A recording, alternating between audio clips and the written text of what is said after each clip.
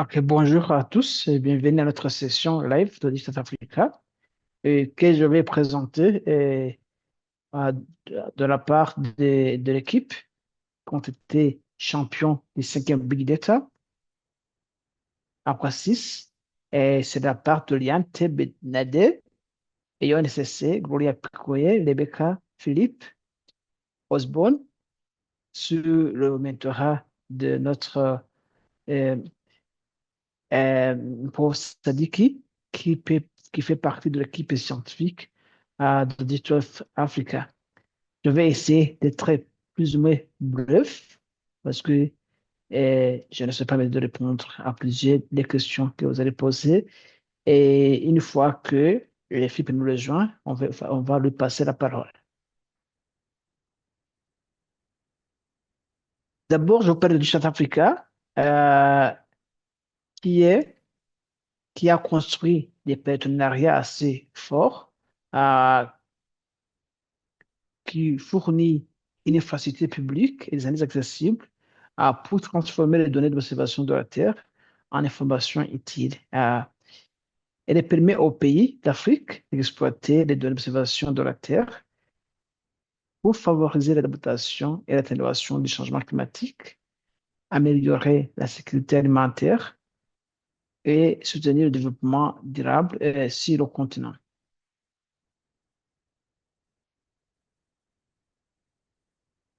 Notre principe est très simple. C'est basé sur l'approche Open Data Cube, qui d'ailleurs nous permet d'acquérir des données à partir des agences spatiales. Nous les traitons et nous les hébergeons sur notre espace web en format de données prêtes pour analyse. Notre CV se trouve en Afrique du Sud et occupe sur Amazon Web Service. Nous couvrons tout le continent et nos données sont optimisées pour le traitement sur web. Et nous avons différentes interfaces et le plus important avec eux, nous sommes conscients de renforcement des capacités et nous avons mis en place une plateforme d'apprentissage en ligne et un service d'assistance gratuit.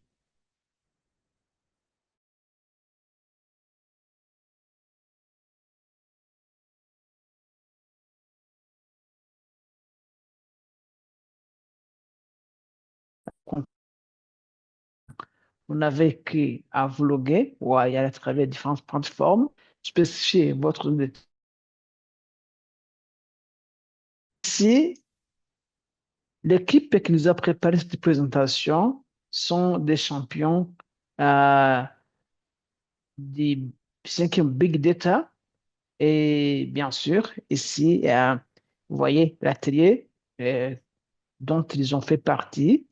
Et vous voyez, c'est une équipe en multinationalité, passant de l'Afrique du Sud, du Botswana, du Ghana, du Kenya, de Namibie, de Madagascar, de Mozambique et de Zambie. Ils avaient des sujets très intéressants qui incluent la cartographie des zones inondées avec le cas d'application qui était euh, à- en Mozambique.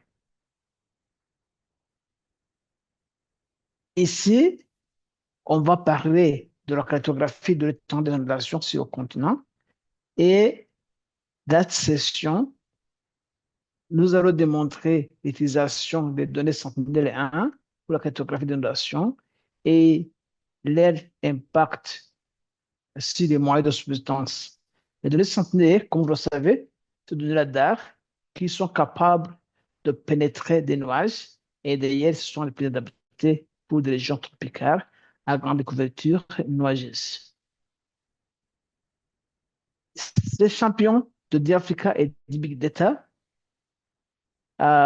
School qui s'est tenu au Cap, en Afrique du Sud, du 10 au 14 mars 2025, ont résumé les travaux sur la cartographie des temps de donation à Beira, au Mozambique. Le groupe est composé des personnes que j'ai mentionnées au commencement. Comme vous voyez, c'est une belle équipe de jeunes. Euh, plus de moitié sont femelles, sont femmes, et deux sont euh, hommes. Et d'ailleurs, ça me permet de garder notre principe de diversité et inclusion à partir de différentes nationalités, pays francophones, pays comme Madagascar, pays anglophones comme Afrique du Sud, Namibie et Zambie, mais aussi le Mozambique qui parle portugais. Comme vous le savez, les inondations font partie des catastrophes naturelles les plus dévastatrices, touchant chaque année des milliers de personnes dans le monde et surtout dans des pays en sous-développement en Afrique subsaharienne. Ils entraînent des pertes de vies humaines, la destruction des infrastructures, le déplacement des communautés et des pertes économiques. Les observations de la Terre, par exemple, Sentinelle-1, permettent de détection rapide et à grande échelle d'inondations même, cas, même en cas de mauvaises conditions atmosphériques, comme je le disais, ces données sont capables de nous permettre de contourner les nuages dans nos études. L'équipe nous a montré euh, différentes, différents dégâts causés par l'inondation. Vous voyez, les infrastructures sont endommagées. Vous voyez les bus qui sont topés, les gens qui sont inondés. Vous voyez les ponts endommagés et costumes aussi endommagés. Vous voyez le risque, les maisons inondées, et ainsi de suite, ce qui cause différents dégâts matériels. Alors, comme Philippe est venu maintenant, Philippe, je vous passe la parole. Vous pouvez partager votre écran. Slide. Alors, je vais continuer cette présentation. Euh, Premièrement, c'est merci à vous tous pour attendre ici dans cette présentation. Et maintenant, cette slide nous a montré que les inondations a fait dans notre pays, euh, partout dans le monde et aussi en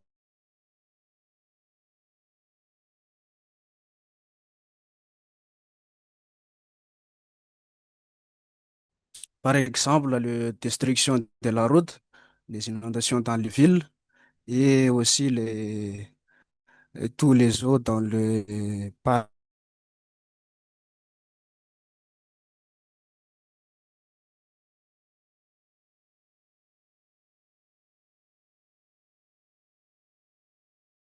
d'inondation.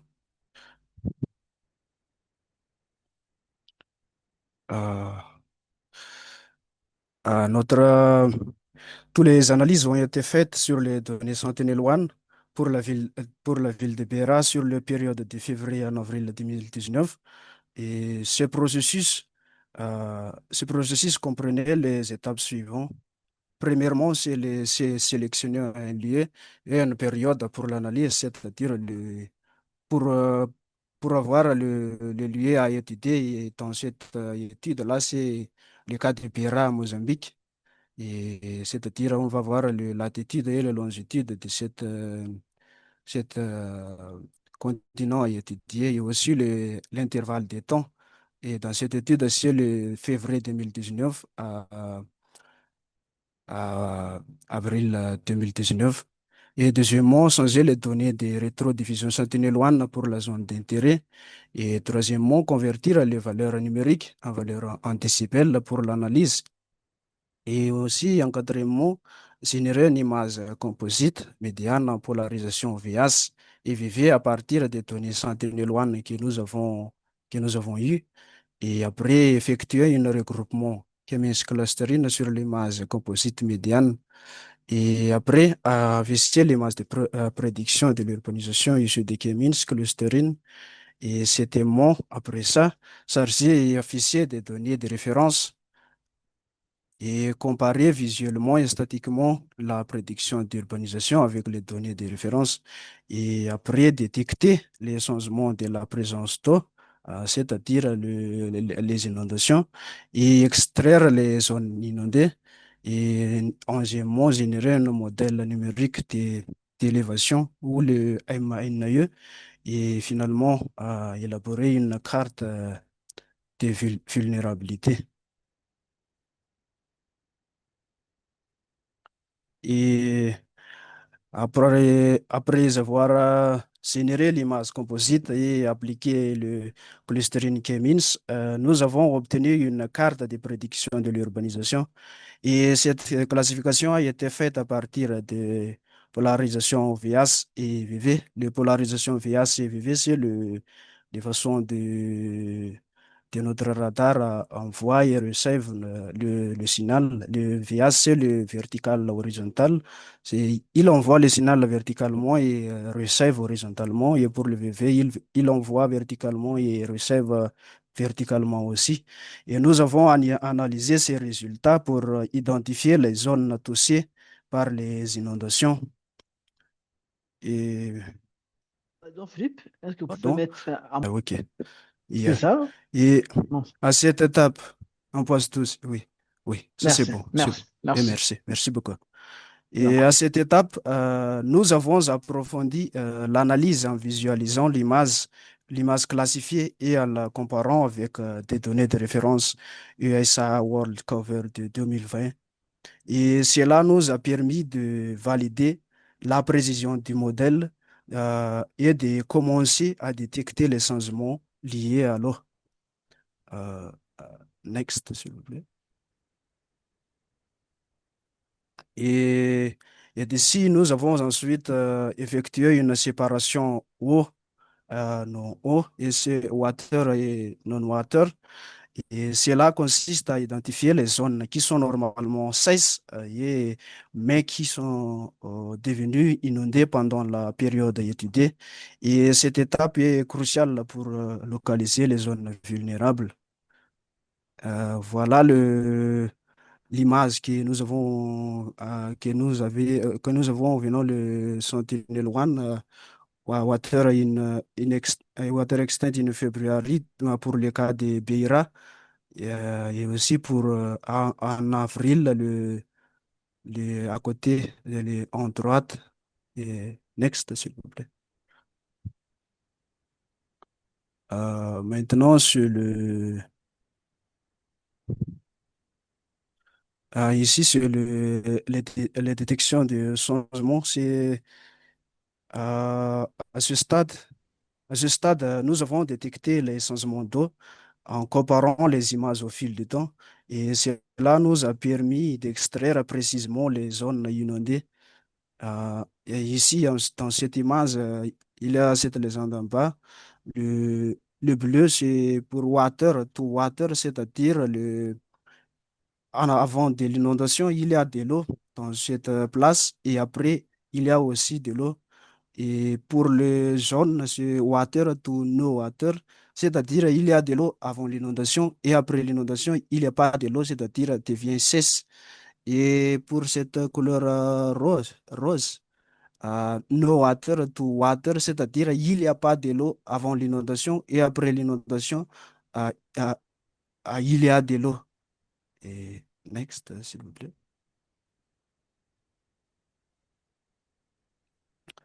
Ensuite, nous avons validé nos résultats avec les données USA World Cover en 2020 en comparant visuellement et statistiquement nos prédictions d'urbanisation.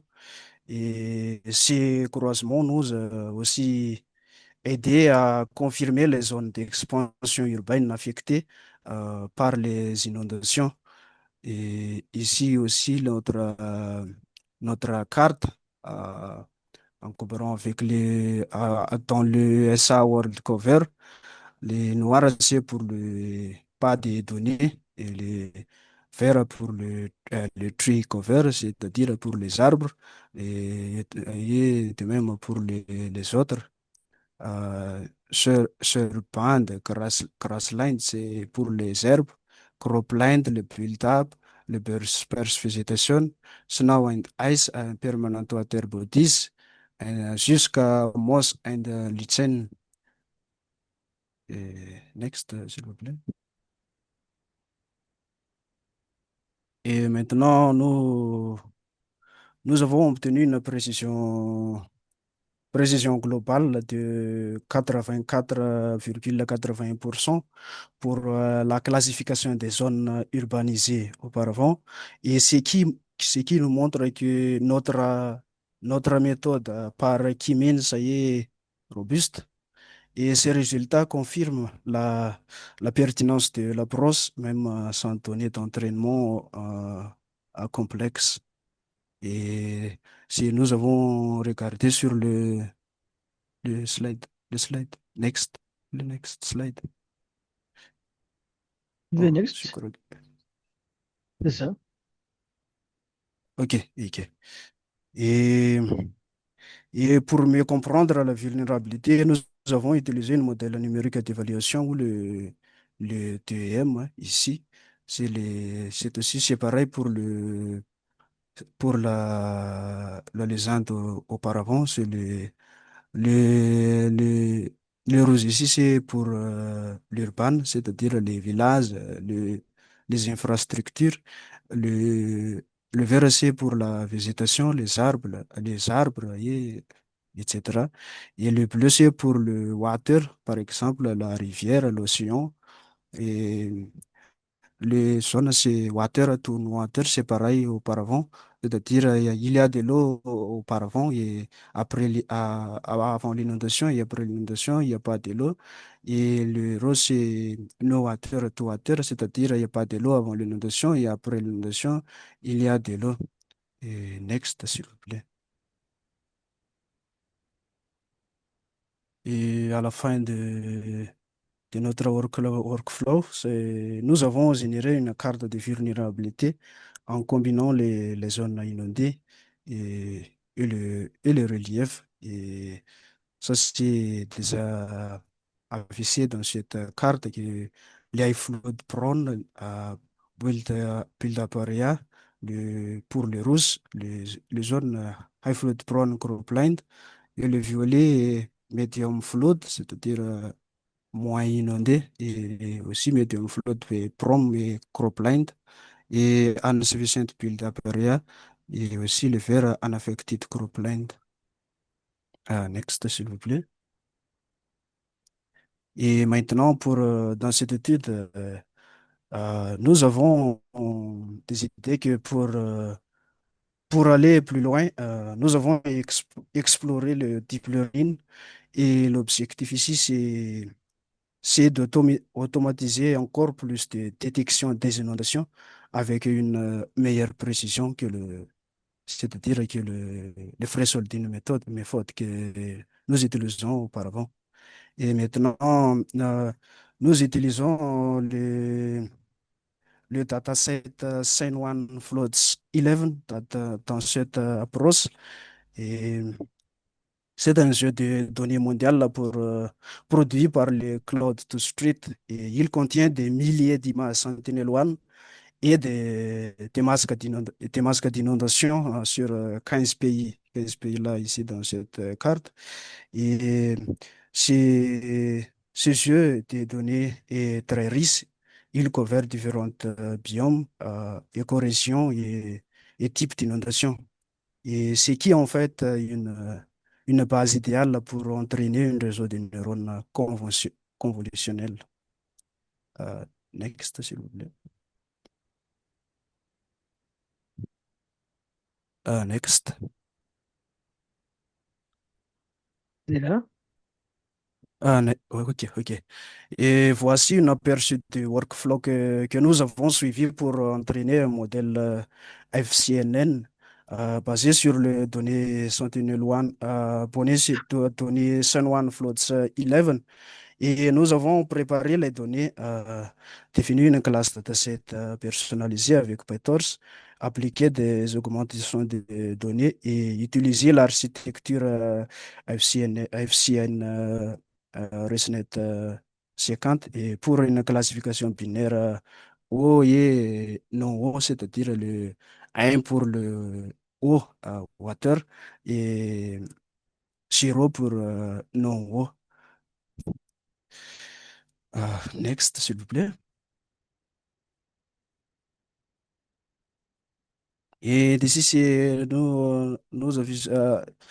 C'est que Safi Seti, c'est l'entraînement s'est déroulé sur 100 époques.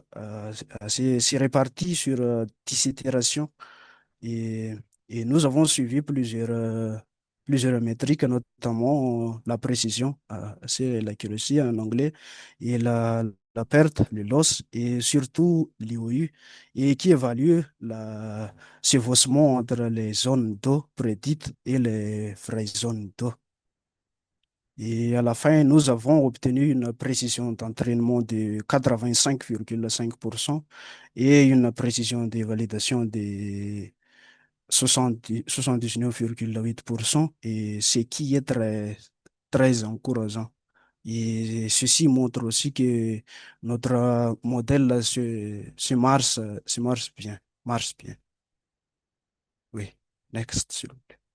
Et Et nous avons ensuite testé le modèle sur des données encore jamais vues. Et les résultats montrent une précision des tests c'est déjà dans le next slide. Mais cette image-là, nous montre que la première image, le plus à cause, c'est le raw Sentinel-1, c'est-à-dire l'image venant du Sentinel-1. Et le deuxième image, c'est le hand label, c'est-à-dire les données déjà étiquetées venant du Sen1 Floods 11. Et le plus droit, c'est notre CNN prédiction.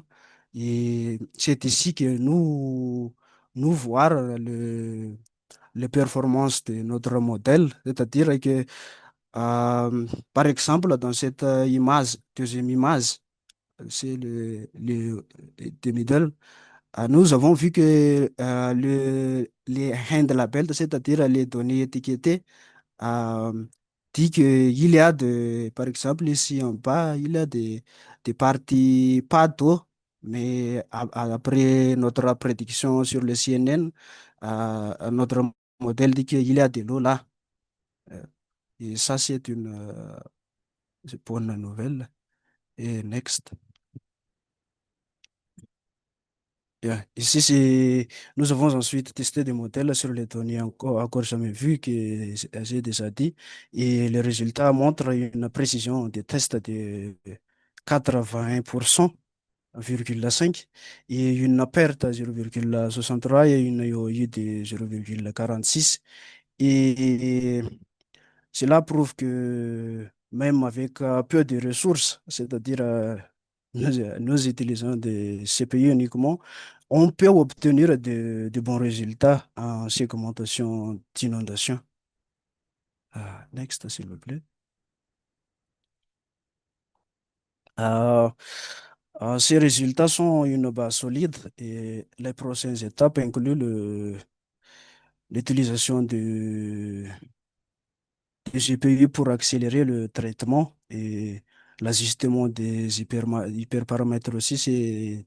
C'est encore de travail à faire, et aussi l'exploration d'autres architectures comme le UNET ou le TeamLab V3+. Et nous souhaitons aussi comparer nos résultats avec les méthodes classiques comme le CIAS, notamment sur notre étude de cas à Pira, Mozambique.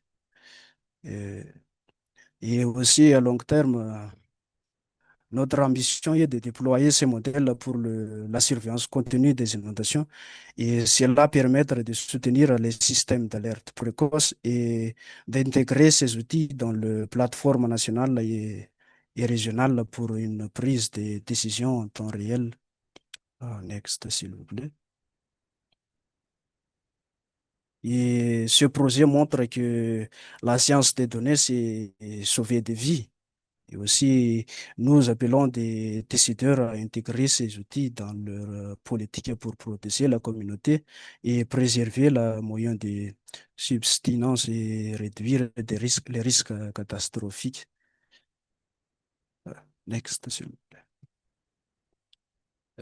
Voilà les cours et des formations de Digital Earth Africa. Le Digital Earth Africa propose des formations gratuites et disponibles en français et en anglais. Et si vous parlez, par exemple, en français, vous pouvez choisir le français. Et si vous parlez en anglais ou vous êtes à l'aise en anglais, vous pouvez choisir en anglais.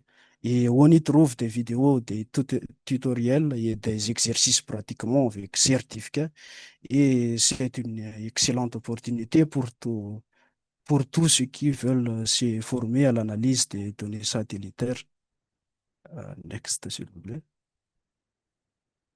Alors, si vous êtes intéressé, vous pouvez visiter le site de Digital Earth Africa et vous abonner à leur newsletter et vous rejoindre leur session hebdomadaire tous les mercredis à 11 h CMT. À Madagascar, c'est à 14 h. Et il y a aussi un service d'assistance. Tout c'est gratuit, hein, et une documentation complète et des canaux pour poser votre question et échanger avec la communauté, c'est-à-dire les cours d'apprentissage. Next, s'il vous plaît. Et finalement, nous tenons à remercier tous ceux qui ont contribué à ce projet, et en particulier le Digital Earth Africa, les mentors et tous les partenaires. Et ce travail collectif est un exemple de ce que la coopération scientifique africaine peut accomplir. Et dernièrement, c'est merci à vous tous pour votre aimable attention. Et cette dernière slide, montre notre groupe avec les mentors, les big monsieur docteur Kenef. Merci beaucoup. Merci. Merci beaucoup, Philippe, et merci beaucoup à tous pour cette présentation très didactique.